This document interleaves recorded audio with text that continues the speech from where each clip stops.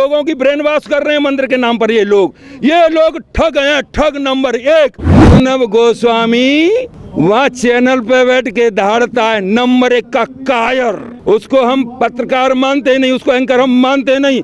ऐसे कायर आदमी को वहाँ बिठा दिया है जो गैंगस्टर गुंडे की तरह वहाँ से बात करता है। भी एक दिन बीजेपी का झंडा लेके चलते थे और आपके लिए जिंदाबाद के नारे लगाते थे, लेकिन आज हम वो झंडा उठाने में हमें शर्म लग रही है। उन्होंने अभी तक हमारे बीच से एक भी खालिस्तानी अराजक तत्व नहीं पकड़ा है। इसका मतलब उनकी सारी एजेंसी फेल हैं। या तो एजेंसी फेल है या हमारे ऊपर आरोप जो लगाए जा रहे हैं वो मंदबुंदी के आरोप लगाए जा रहे हैं।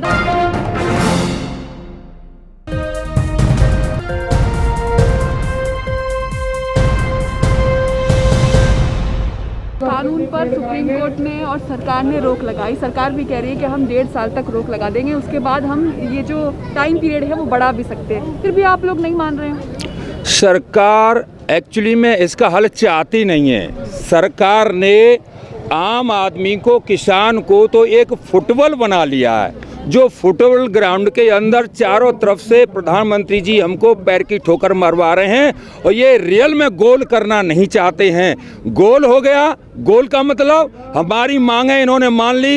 एमएसपी हमको लागू कर दी, कानून का रूप जामा पहना दिया जाए और 3 कानून अगर वापस ले लिए तो गोल हो जाएगा। ये गोल करना नहीं चाहते। इनका केवल एक ही उद्देश्य है कि किसी भी तरीके से एन केन प्रकारेण इस आंदोलन को खत्म किया जाए। या तो इनमें अपने आदमी घुसा करके पाकिस्तान जिंदाबाद के नारे लगवाए जाएं, या इसमें और कोई ऐसा अराजक तत्व घुसाया जाए कि इस आंदोलन में व्यवधान पैदा हो और इनको यहाँ से खदेड़ा जाए।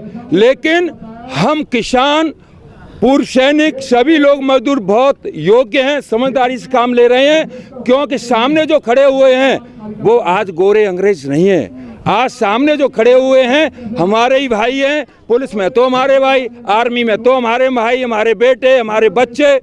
तो हमें बड़ा सोच समझ कर आंदोलन का हम रूपरेखा तैयार कर रहे हैं। यहाँ पर मिलिट्री ट्रेनिंग भी दी जा रही है, जैसे हमको सेना में सिखाया गया है कि अगर सामने से ऐसा कुछ हमारे ऊपर एक्शन होता है जो हमारे लिए घातक हो सकता है तो हाउ टू डिफेंस, इसे डिफेंस हमें कैसे लड़, सारी ट्रेनिंग इस ग्राउंड में दी जा रही है।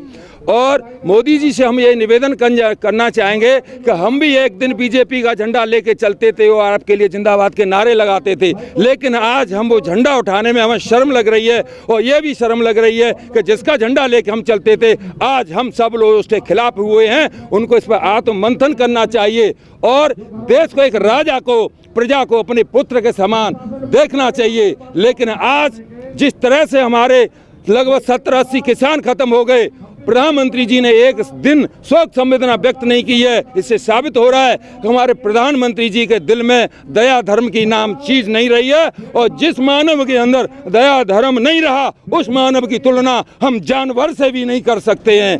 ऐसा हो गया है। आप लोगों को तकलीफ हो रही है इसलिए तो प्रधानमंत्री मीटिंग करवा रहे हैं बार बार। मीटिंग का केवल नाटक हो रहा है और वो ये समझ रहे हैं I am only the wisdom person in the world. मैं इस संसार में बुद्धिमान हूँ और बाकी संसार में तो अनाज ही नहीं खाते हैं। क्या वो जो नाटक हो रहा है देश के लोग नहीं जानते? क्या वो जो ड्रामा कर रहे हैं? एक मजदूर भी कह रहा है कि प्रधानमंत्री कर क्या रहे हैं, वो भी इस बात को कह रहा है। और डेफिनेटली इसका एक दिन हल तो निकालना ही पड़ेगा। जनता में धीरे धीरे रोज पैदा हो रहा है, खुंदक पैदा हो रही है। सरकार कह रही है कि किसान हल नहीं निकाल रहे, हम तो हल निकालना चाहते हैं, हम तो मीटिंग कर रहे हैं। भाई सरकार है, उसके पास सारी पावर्स हैं, वो चाहे तो हमारे कुछ भी कर सकती है, कुछ भी कर सकती है और अपना स्पीच डिलीवर करने के लिए हर आदमी स्वतंत्र है। लेकिन ओवरऑल आज हमारे पीएम हमें मानवीय दृष्टि से नहीं देख रहे हैं। केवल उनकी नज़र में ये है कि हमारी कुर्सी कैसी बची रहे, क्योंकि इन्होंने कुछ ऐसे कारनामे इस देश में कर दिए हैं हमारे प्रधानमंत्री जी ने और अमित शाह जी ने कि अगर इनकी सरकार गई तो मैं वादा करता हूं अगर जिंदा रहा तो अब भी देखना ये जेल से बाहर नहीं निकलेंगे। जस्टिस लोया थे, अब बताइए जस्टिस लोया सीबीआई जज थे इनके केस के अंदर, उनकी हत्या क्यों हो गई? इसकी इंक्वायरी क्यों नहीं बैठी? आज मैं कह रहा हूं जो पूर्व जस्टिस हैं, जो हाई कोर्ट सुप्रीम कोर्ट के जज हैं, हो सकता है वो नहीं बोल सकते, लेकिन जो पूर्व जस्टिस हैं उन पर इस पर ध्यान देना चाहिए और उनको खड़ा होना चाहिए कि जस्टिस लोया की हत्या किन कारणों से हुई, who is responsible behind of the murder of the justice Loya. फिर सरकार आपको खालिस्तानी आतंकवादी भी कह रही है, फिर एनआईए भी आप लोगों के पीछे लगा दी, समन भेजेगा किसान नेताओं को। उन्होंने खालिस्तानी भी कहा, हमें अराजक तत्व भी कहा, लेकिन उन्होंने अभी तक हमारे बीच से एक भी खालिस्तानी अराजक तत्व नहीं पकड़ा है। इसका मतलब उनकी सारी एजेंसी फेल हैं, या तो एजेंसी फेल हैं या हमारे ऊपर आरोप जो लगाए जा रहे हैं वो मंदबुंदी के आरोप लगाए जा रहे हैं। प्रधानमंत्री पर भरोसा क्यों नहीं है आप लोगों को? आप लोगों के लिए इतना कुछ किया प्रधानमंत्री ने। प्रधानमंत्री जी ने बड़ी चालाकी से, बड़ी बुद्धिमानी से ऐसी कानून इस देश में बन रही हैं तो लोगों को तो पता ही नहीं। उनको लोगों को तो ऐसा लग रहा है कि प्रधानमंत्री जी हमारे ऊपर हुंडियां बरसाने वाले हैं, लेकिन अंदर से जिस तरह की आज कानून बन रही हैं, दीमक की तरह गरीब किसान मजदूरों को खोखला किया जा रहा है। ऐसी कानून बना दी गई है जिसका असर धीमे झड़ की तरह धीरे धीरे धीरे धीरे हो रहा है, और एक दिन इसी तरह से हम लोग चलते रहे तो देश का विनाश होना निश्चित है मैडम। लेकिन प्रधानमंत्री तो मजबूत प्रधानमंत्री हैं और देश को बिकने नहीं देने वाली बात कह रहे थे। नहीं नहीं नहीं, ऐसा कुछ भी नहीं है। लोगों को एक भ्रम था, एक धोखा था। कभी डुमडुमी बजाने के लिए आपने देखा मदारी आता है, डुमडुमी बजाता है, लोगों को मूर्ख बनाता है कि ये सांप निकलेगा, ये निकलेगा, इसकी गर्दन काटेंगे, गर्दन जोड़ेंगे, और इस पर पूरी भीड़ इकट्ठा कर लेता है और लोग उसकी ताली बजा लेते हैं। ये तो एक नाटक था। उस नाटकीय रूपी जाल में हमारे भारत देश की भोली भाली जनता जो धर्म पे विश्वास करती है, मंदिर मस्जिद के नाटक पे ये लोग फंस गए।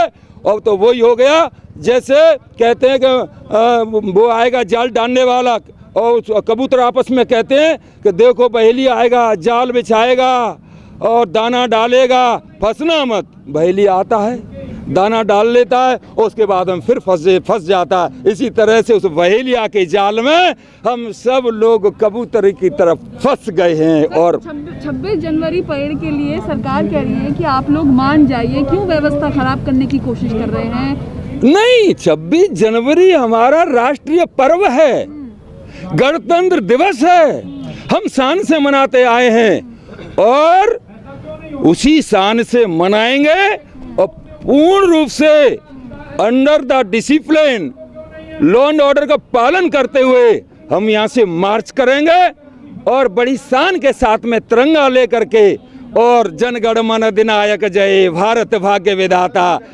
गुनगुनाते हुए हम लोग यहाँ से चलेंगे। खुशी से हम लोग चलेंगे यहाँ से और आनंदित होंगे, पूरे देश को आनंद करेंगे। ऐसा कोई व्यवधान नहीं करेंगे जो कि हमारे शासन प्रशासन देश के किसी भी एक नागरिक को बुरा लगे। लेकिन सर, इतने सारे लोग जब दिल्ली में एंटर करेंगे और परेड में शामिल होंगे तो लॉ एंड ऑर्डर बहुत खराब होगी ना। दिल्ली पुलिस संभाल नहीं पाएगी इतने सारे लोगों को ट्रैक्टरों के साथ। ट्रैक्टर तो वैसे ही अलाउड नहीं दिल्ली में। अरे हम लोग संभालेंगे ना, वी आर ट्रेंड सोल्जर्स, हमारे पास सारे ट्रेनिंग, हम ऐसी टीम तैयार कर रहे हैं यहाँ पर कि हमें उस तरीके से मार्च करना है कि हमारे भाई बहनों को परेशानी नहीं हो।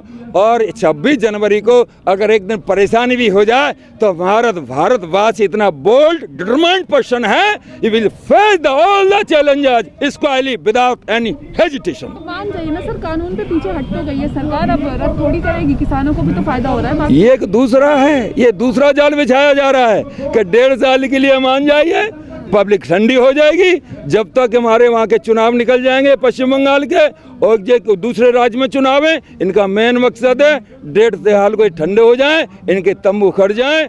मैडम, एक बार जब तवा गर्म होता है, बड़ी देर में गर्म होता है, तब रोटी सिकती है और ठंडा होने के बाद फिर चूल्हा जलाओ, लकड़ी लाओ, फिर गर्म करो, कितना टाइम लगता है। तो एक बार ये तवा ठंडा करना चाह रहे हैं, हमारे मनोबल को गिराना चाह रहे हैं, हमारी एकता को गिराना चाह रहे हैं, जिन्होंने लंबे समय से हम लोगों में जो दूरी पैदा की थी, तू हिंदू, तू मुस्लिम, तुम ईसाई, ऐसी दीवारें कर दी, हम नज़दीक नहीं आ पा रहे थे। और हिंदू मुस्लिम, आज किसी भी चैनल पर चले जाइए, हिंदू मुस्लिम, हिंदू मुस्लिम, हिंदू मुस्लिम, पाकिस्तान हिंदुस्तान, पाकिस्तान हिंदुस्तान, ये चैनल बिक गए। इस देश का खरीद लिया चैनल। अब जस्टिस कहाँ मिलेगा आपको? अब मैं इस बात के लिए बहुत खुश हूँ कि जो हम लोगों में जो खाई हुई थी, एक दीवार पटी हुई थी लोगों से, एक दूरों से दूसरी बन रखी थी, आज हम सब लोग इनके इस कुकर्म से गंदी जो इन्होंने काले कानून जो बनाए हैं इसके खिलाफ लड़ने से हम सब भाई हिंदू मुस्लिम सिख ईसाई एक मंच पे आ गए हैं और इनको हिला देंगे अब। अर्नब गोस्वामी की चैट ली कोई आपने देखा? अभी उसमें कह रहे हैं अर्नब गोस्वामी की चैट की बात कर रहे हैं। अर्नब गोस्वामी वहाँ चैनल पे बैठ के दहाड़ता है, नंबर 1 का कायर। उसको हम पत्रकार मानते नहीं, उसको एंकर हम मानते नहीं। ऐसे कायर आदमी को वहाँ बिठा दिया है जो गैंगस्टर गुंडे की तरह वहाँ से बात करता है। जब अर्नब गोस्वामी गिरफ्तार हुए थे तो उस गाड़ी में थे ना, उसकी में पुलिस की में, तो अंदर से बिल्ली की तरह म्याऊं म्याऊं म्याऊं कर रहे थे। वहाँ तो नहीं कि हवा निकल गई, वहाँ दहाड़ के बताते और अंदर रो रहे चिल्ला रहे कि मुझे जेलर ने मारा। अरे तेरी हिम्मत थी, तुझे जेलर ने मारा, 2 तमाचे तू उसमें रख देता तब तेरी औकात थी। अब म्याऊं म्याऊं म्याऊं कर रहा वहाँ में, देखो मुझे तो साहब मुझे मारा है, जेलर ने मारा है। तू काय को, तू इतनी तोप है, भारत पूछता है, भारत पूछता है।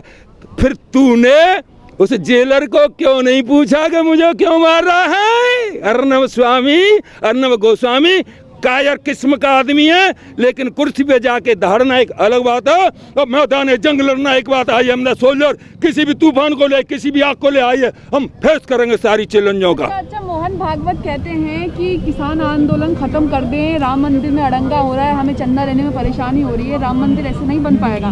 तो आप लोग जा क्यों नहीं रहे हैं? मंदिर कहाँ है मैडम? मैं तो आपके अंदर भी मंदिर देख रहा हूँ, इस भैया के अंदर भी मंदिर देख रहा हूँ। ये सब भैया मंदिर तो असली इनमें है। मंदिर बनाया किसने? रामनाथ ने, मैडम ने, भैया ने। इन्होंने मंदिर, एक पत्थर पड़ा था उसको उठा लिया, उसमें टाँकी थोड़ा से उसमें चित्र बना दिया, वहाँ रख दिया। तो उस मंदिर की पूजा करनी चाहिए या जिसने मंदिर बनाया उसकी पूजा करना चाहिए? फॉर एग्जाम्पल ताजमहल है, ताजमहल पत्थर का बना हुआ है। मैं तो ताजमहल से पहले उनको नमन करता हूं जिन्होंने ताजमहल बनाया। और मंदिर तो हर मानव के अंदर, हर पक्षी पशु के अंदर भगवान बसता है और मैं तो इन्हीं को भगवान मानता हूं। केवल मंदिर मस्जिद इनका एक नाटक है। अब गांव गांव में रुपये गावत घूम रहे हैं, कहता मंदिर बनेगा, पैसा दे दो मंदिर बनेगा। ये नाटक, लोगों की ब्रेन वॉश कर रहे हैं मंदिर के नाम पर। ये लोग ठग हैं, ठग नंबर 1। और जो गांव में घूम रहे हैं ठग, मैं कह रहा हूँ लोगों को भगाइए गांवों से जो ठग आ रहे हैं। पहले उनकी पटेल जी की मूर्ति बनवा रहे थे, गांव में लोहा मांग रहे थे, कुल्हाड़ी दे दा, तू ऐसियो दे दे, तू फावड़ो दे दे, घिसे वह लोहा उठा के बेच दिया। अब बताइए पटेल जी की मूर्ति में कितना लोहा लगा है। This is one type of special नाटक कंपनी। अब इनका नाटक हो रहा है फेल और एक दिन ये नाटकबाज के लिए यहाँ हिंदुस्तान में समान इज्जत की जगह नहीं मिलेगी। सभी अहम खबरों के लिए न्यूज़ MX को सब्सक्राइब करें, साथ ही बेल आइकॉन को जरूर दबाएं। लाइक, शेयर, कमेंट करना ना भूलें।